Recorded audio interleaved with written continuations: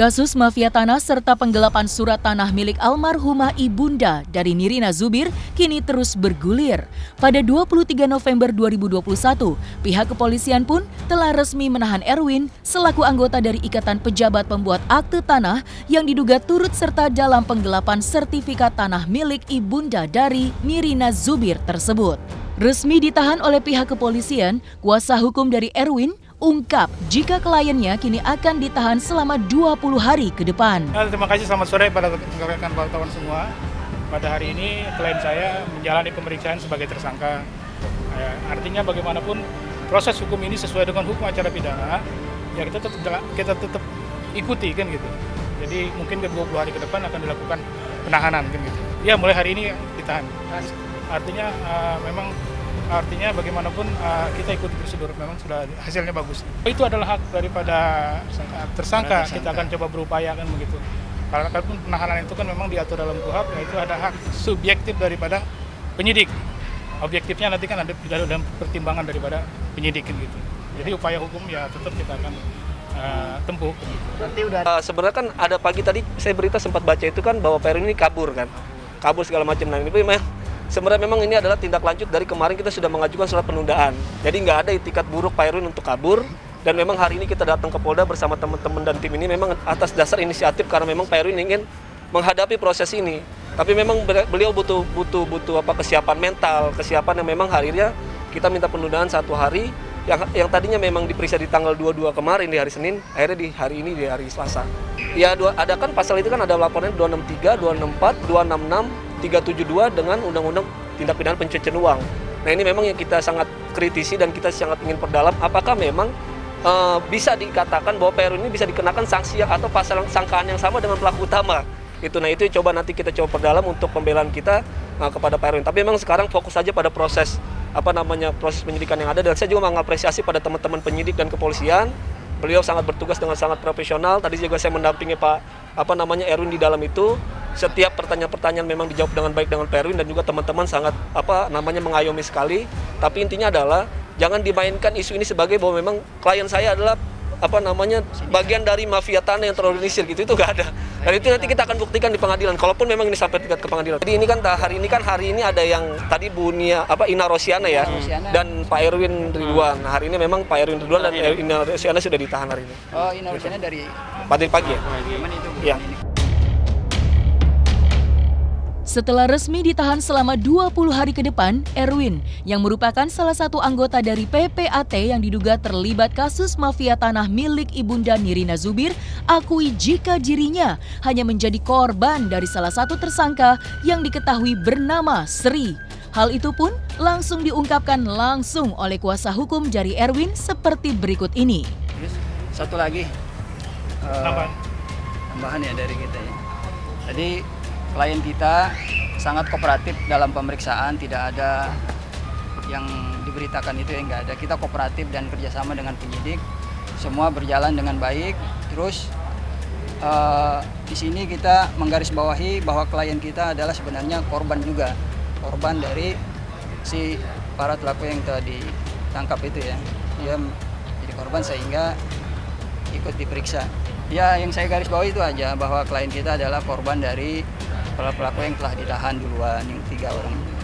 Sebenarnya klien kita nggak tahu apa-apa tentang itu kan. Siap, kita juga.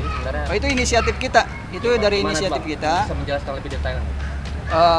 Ya sebenarnya kita kooperatif dari kemarin. Kita ajukan surat juga gitu kan. Karena memang klien kita ada kepentingan sesuatu, jadi belum bisa hari Senin. Setelah kita komunikasi dengan organisasi IPAT juga dan dari klien, ya udah akhirin kita sepakati akhirnya hari ini kita kooperatif mendatangi Polda Metro untuk diperiksa. Begitu keterangannya.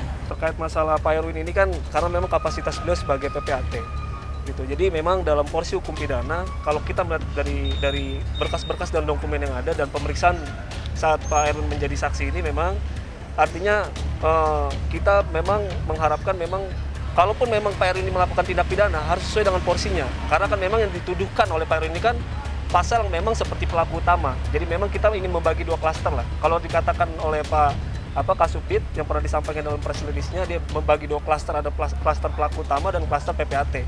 Nah, klaster PPAT ini apakah bisa dibebankan seperti pelaku utama? Begitu. Kalaupun memang ini tindak pidana, harusnya hanya sebatas penyertaan. Kalaupun memang begitu. Nah, memang juga saya ingin menyampaikan juga, kalau memang ini dikatakan sebagai tindak pidana, artinya dia harus dikenakan memang sesuai dengan porsi yang apa yang dilakukan begitu. Nah, memang kita seperti ingin mengarahkan ini ke etik ya, etik sebagai seorang PPAT. Walaupun memang ada kelalaian prosedur dalam penanganan membuat AJB peralihan itu, ya nanti akan disanksi secara etik begitu kan. Nah, itu yang pertama. Dan yang kedua adalah jadi memang teman-teman media fokus saja pada proses hukum yang berjalan sesuai dengan KUHP. Karena memang kita tahu pelapor ini adalah public figure, jangan sampai ada stigma-stigma tendensius lah ya, yang menyudutkan klien kami seakan memang klien kami ini sebagai komplotan terorganisir, bahkan sampai dikatakan mafia tanah. Ini tidak terjadi di sini gitu loh, karena memang klien kita ini sebenarnya memang korban dari ada yang nama Sri, yang itu dilalui juga oleh Bu Farida. Dia memberikan berkas yang memang dia nggak tahu itu manipulasi atau enggak, tapi memang secara teknis Pak Erwin sebagai PPAT dia berwenang untuk melakukan pembuatan AJB itu. Nah, di situ yang kita perdalam. Nah, itu nanti kita akan coba akan kita perdalam sebagai pembelaan kita nanti di pengadilan. Begitu kira-kira. Terkait kasus mafia tanah yang menimpa aktris Nirina Zubir, pada Senin 22 November kemarin, Kepala Pengurus Pusat Ikatan Pejabat Pembuat Akte Tanah ungkapkan jika anggotanya telah diblokir oleh Kementerian Agraria dan Tata Ruang. Telah melakukan segala langkah untuk berusaha untuk menyelesaikan permasalahan ini. Ya, tahapan-tahapan awal sudah kami lakukan, pendekatan baik itu ke yang bersangkutan, ya, saya sudah WA lawyernya yang bersangkutan. Kemudian saya juga sudah melakukan pendekatan ke Kementerian ATR. Saya juga sudah melakukan pendekatan kepada Polda Metro Jaya agar kasus ini bisa selesai.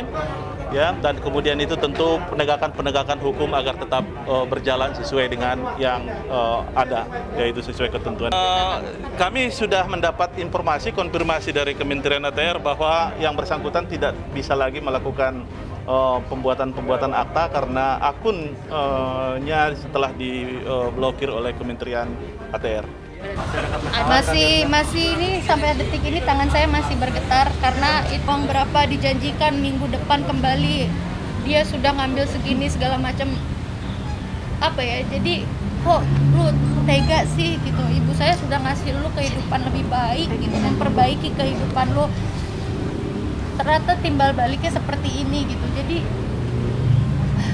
tadi nggak kuat saya, sampai sekarang aja sebenarnya saya menyebut namanya aja masih berat dan masih penuh dengan amarah ya gitu. Tapi ya hukum sudah berjalan, saya sudah bisa setengah nafas, keluarga juga sudah lumayan plong walaupun ini masih di awal ya, karena masih ada pengadilan juga dan juga keputusan nanti, dan kami juga masih belum tahu juga nanti proses kedepannya. Surat tanah kami juga akan secepat apa juga bisa kembali menjadi hak milik dari ahli waris lagi.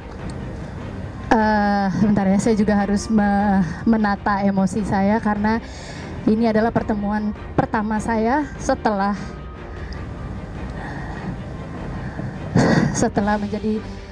orang-orang di belakang saya ini menjadi tersangka dan akhirnya ditahan, khususnya adalah kepada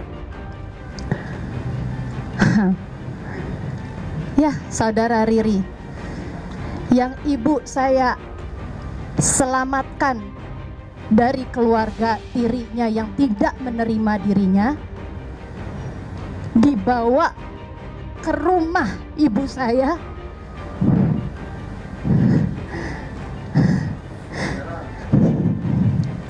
diberikan pekerjaan yang layak. Ini dia orangnya.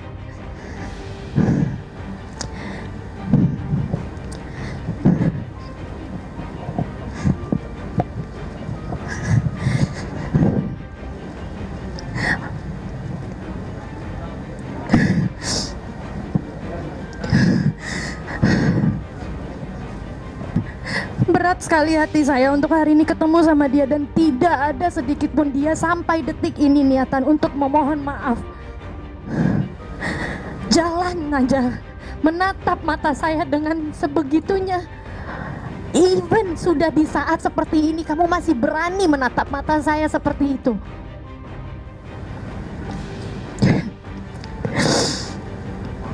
Oke.